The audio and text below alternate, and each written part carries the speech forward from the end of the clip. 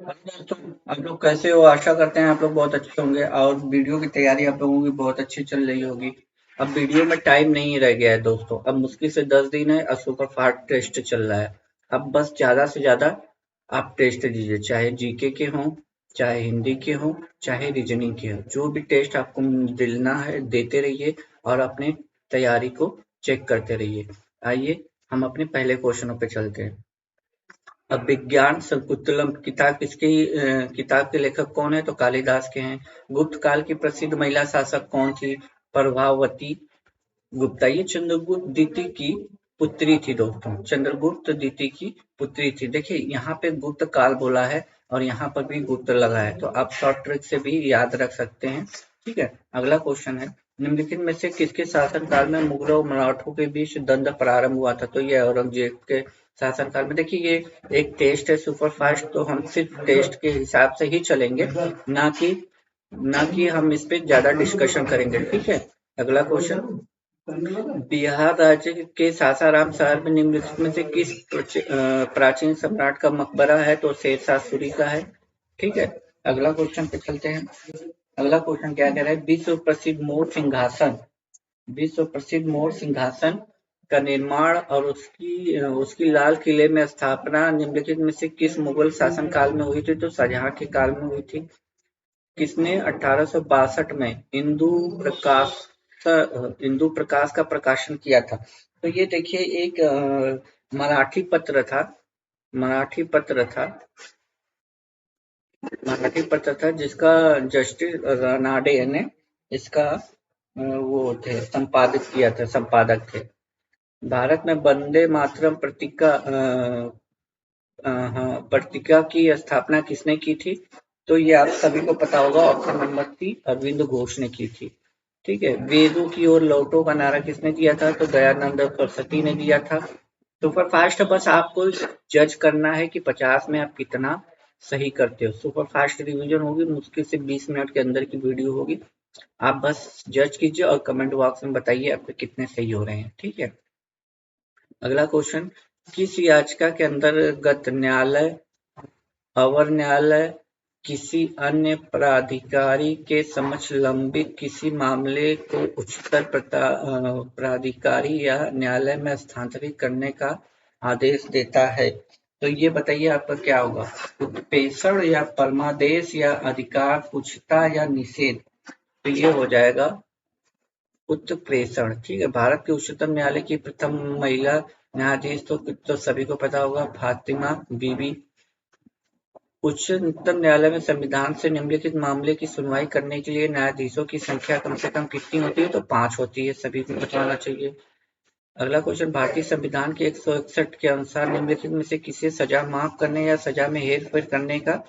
तो ये राज्यपाल है, विभिन्न राज्यों के राज्यपाल 161 के अंतर्गत करते हैं, राष्ट्रपति 72 के अंतर्गत करते हैं, बस याद रखिएगा। वो मुंडी दक्षिण भारत के एक छोटा सा हिल स्टेशन है, यह किस शहर में के पास स्थित है? तो यह तिरुवनंतपुरम के पास है, ऑप्शन नंबर सी में जाएगा। आइए अगले क्वेश्चन पे चलते हैं।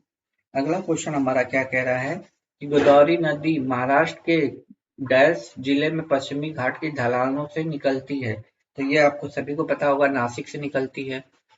इनमें से कौन सी नदी भारत की पश्चिम दिशा में नहीं बहती? पश्चिम में नहीं बहती है तो कृष्णा नदी नहीं बहती है, बाकी सब नर्मदा, लूनी, साबरमती सभी पश्चिम की ओर बहती हैं। ठीक है, अगला क्वेश्चन क्या कह रहा है, निम्नलिखित में से कौन सा विकल्प हिंद महासागर में दूसरा सबसे बड़ा द्वीप है? तो वो श्रीलंका महाद्वीप है। ठीक है, वो श्रीलंका सबसे बड़ा। ग्रेनाडा, देखिए ग्रेनाडा ये सबसे बड़ा है, लेकिन यहाँ पे आपसे दूसरा पूछा है, इस बात का ध्यान रखिएगा। ठीक है, ग्रेनाडा ग्रेनाडा स्थित है, तो ये आपका ग्रेनाडा स्थित है आपका ऑप्शन नंबर बी, कैरेबियन सागर में। जापान में होन्शु नामक द्वीप किसके लिए प्रसिद्ध है? तो ये तेल के लिए प्रसिद्ध है, ऑप्शन नंबर सी।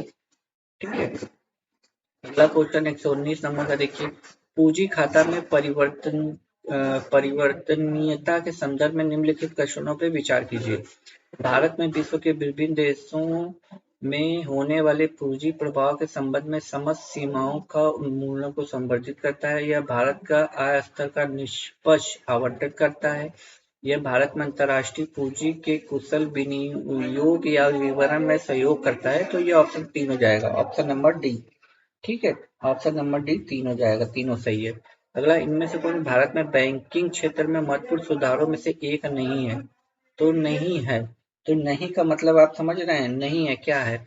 घटी हुई CRR और SLR, ये तो सही है, कोई बात नहीं। ब्याज दर का विनिमय, ये भी सही है। नई पीढ़ी बैंक, ये भी। वर्धित, वर्धित मतलब बैंक होता है, तो ये ऑप्शन नंबर डी जो आपका गलत है, नहीं पूछा था तो ऑप्शन नंबर डी। निम्नलिखित में से कौन एक द्रव्यता अनुपात है?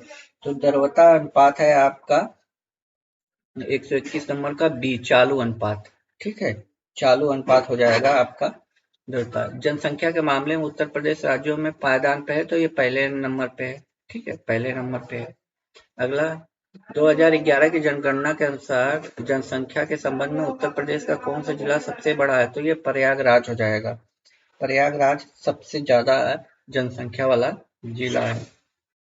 ठीक है, प्रयागराज या इलाहाबाद के बाद आपका मुरादाबाद आता है। देखिए, दूसरे नंबर पर मुरादाबाद आता है, मुरादाबाद। ठीक है, तीसरे पे गाजियाबाद आता है, तीसरे पे। अगला क्वेश्चन, 2011 की जनगणना के अनुसार उत्तर प्रदेश में सबसे अधिक जनसंख्या वाला शहर, शहर पूछा है, जिला के बाद शहर पूछ लिया, तो शहर आपका कौन सा हो जाएगा? शहर आपका ऑप्शन नंबर सी, गाजियाबाद हो जाएगा। देखिए, गाजियाबाद शहर की बात किया है, यहाँ पे शहर की बात किया है, अब कंफ्यूज मत होइएगा, यहाँ पे शहर का बात किया है और यहाँ पे जिला का बात किया। अगला क्वेश्चन, निम्नलिखित में से कौन सा उत्तर प्रदेश का राजकीय पशु है? तो बारहसिंगा है।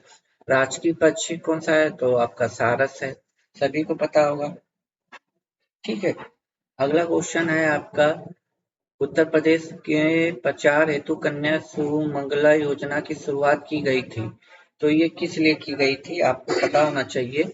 ये की गई थी लड़कियों के लिए स्वास्थ्य और शैक्षिक मानक के लिए, ऑप्शन नंबर डी।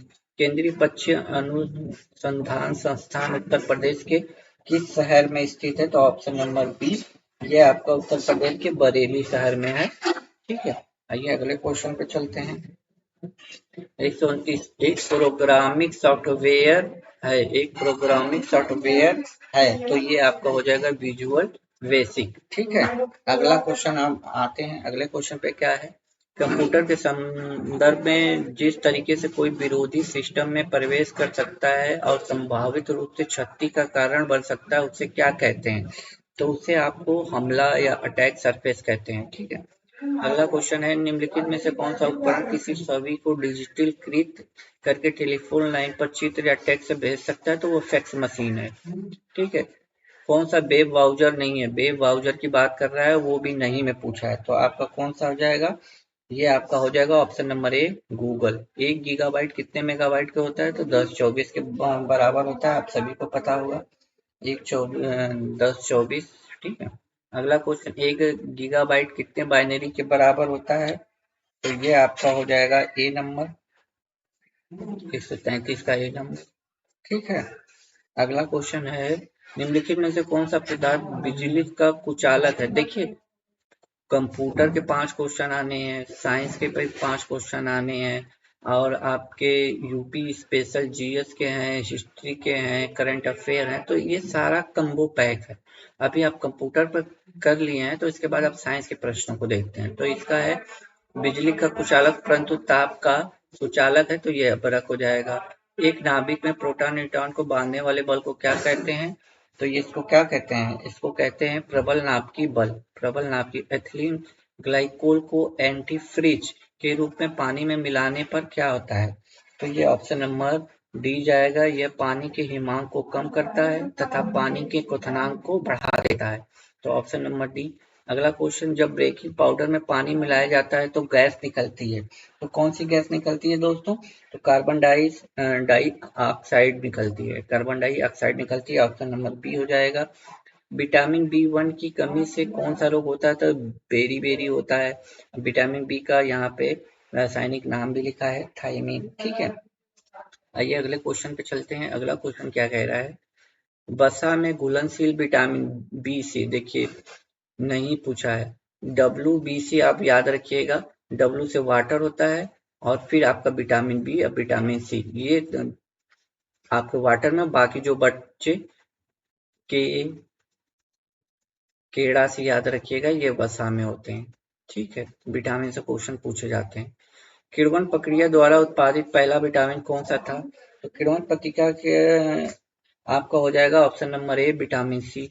ठीक, किस राज्य में भारत में पहली शिक्षा टाउनशिप स्थापित की जाएगी?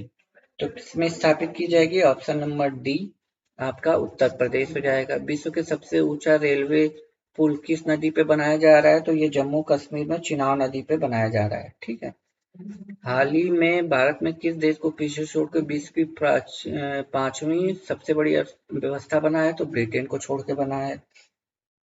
अगला क्वेश्चन है, अगस्त 2022 में किस भारतीय महिला ने मिस दिवा यूनिवर्स 2022 का खिताब जीता है? तो यह ऑप्शन हो जाएगा दीविता राय। ठीक है, अगले क्वेश्चन पे आते हैं। 67वें फिल्म फेयर अवार्ड 2022 में श्रेष्ठ अभिनेता कौन है? तो रणवीर सिंह। ठीक है, रणवीर सिंह है। आप बता सकते हैं रणवीर सिंह को किस मूवी के लिए दिया गया था?